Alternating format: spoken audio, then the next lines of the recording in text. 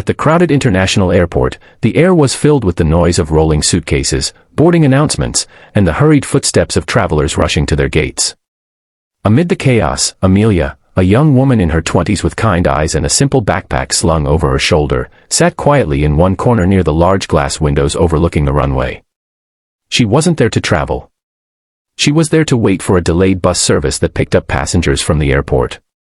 She worked 2 jobs to survive, and today, exhaustion was written across her face. Her sneakers were worn, her shirt was slightly faded, and she looked like someone who had endured hardships that most people ignored. Yet despite her struggles, her heart still overflowed with kindness. As she absent-mindedly sipped from a bottle of water, she noticed a small figure standing alone near the check-in counters. It was a little girl, no older than 6, with golden hair tied into messy pigtails, clutching a teddy bear tightly in her small arms. Her eyes were wet with tears, her cheeks flushed with panic, and her tiny suitcase sat abandoned beside her. Amelia's instincts kicked in immediately. She knew the look of fear in a child's eyes. She had seen it before, on herself, when she was a little girl waiting in vain for a mother who often forgot her in places because of her addiction struggles. Amelia remembered the loneliness of not knowing where to turn. And now, seeing this little girl trembling in the middle of a busy airport, she couldn't stay seated. Amelia stood and approached cautiously, kneeling to the girl's level. "Hey, sweetheart, are you okay?" she asked softly, her voice warm like sunlight breaking through clouds. The girl sniffled and shook her head. I can't find my daddy," she whispered, clutching her teddy bear even tighter. Amelia's heart twisted. She gently touched the girl's arm, offering comfort without intruding. "It's okay, honey. I'll help you. What's your name?" The girl blinked, wiped her tears with the back of her tiny hand, and whispered, "Lila." Amelia smiled tenderly. "That's a beautiful name. Don't worry, Lila. We'll find your daddy together." As Amelia tried to calm her, the busy airport swirled around them, people rushing by, uninterested, some even annoyed at the sight of a crying child. But Amelia didn't care about the stares or whispers. She focused entirely on Lila, brushing strands of hair away from her face. "Do you remember what your daddy was wearing?" Amelia asked. Lila nodded quickly. "He had a black suit, and a big suitcase. He said he'd be right back, but I don't know where he went." Amelia realized the father must have stepped away, and in the crowd, they had lost each other. She knew airports were large, overwhelming places, and for a child, they were terrifying mazes. Holding Lila's little hand firmly in her own, Amelia reassured her. "Okay. Don't be scared. We'll look for him. I won't leave your side, promise." Together they walked through the terminal. Amelia carried the girl's small suitcase in one hand while Lila clung to her teddy and Amelia's fingers. Every now and then, Amelia would stop, kneel, and point. "Do you see him anywhere?" But Lila kept shaking her head. Soon, Amelia noticed the girl growing tired and lifted her gently into her arms.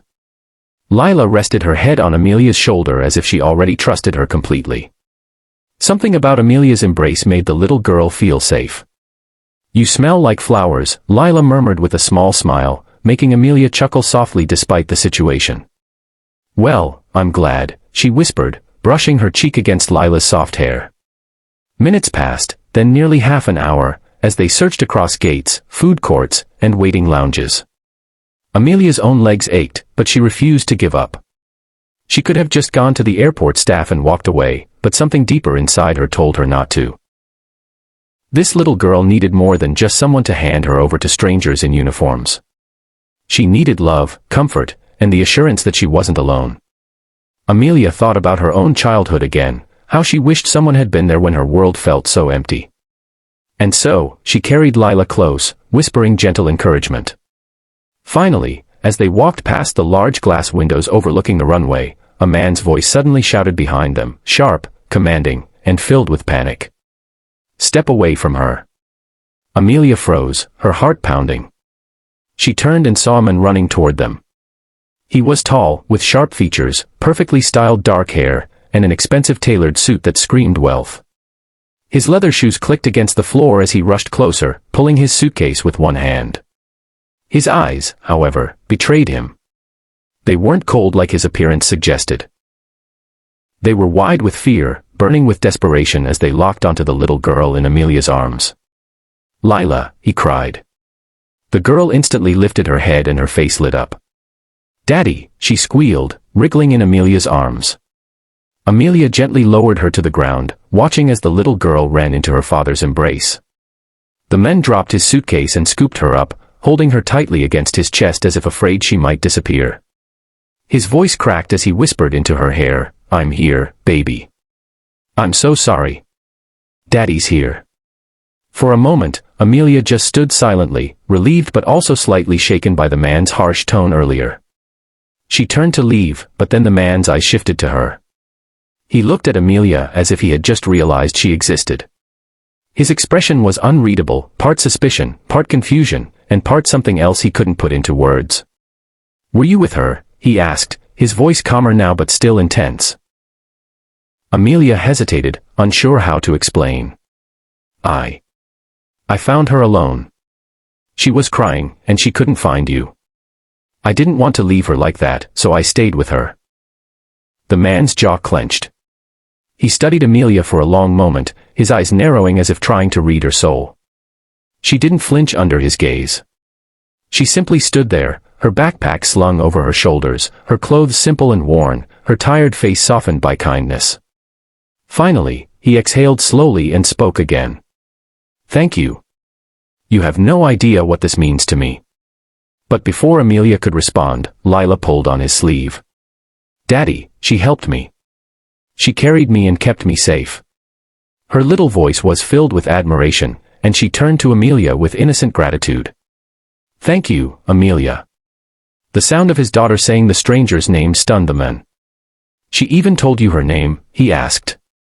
Amelia nodded gently. "Yes. Sometimes children need to know someone is really listening to them. She's a smart, brave girl." For the first time, the man's stern face softened. He studied Amelia again, but this time there was no suspicion. Only curiosity, as if he were looking at someone he couldn't quite understand. Amelia gave a polite nod and stepped back. "I'm glad she's safe now. That's all that matters." She turned to walk away, her heart oddly heavy though she didn't know why. But before she could leave, the man's deep voice called out once more.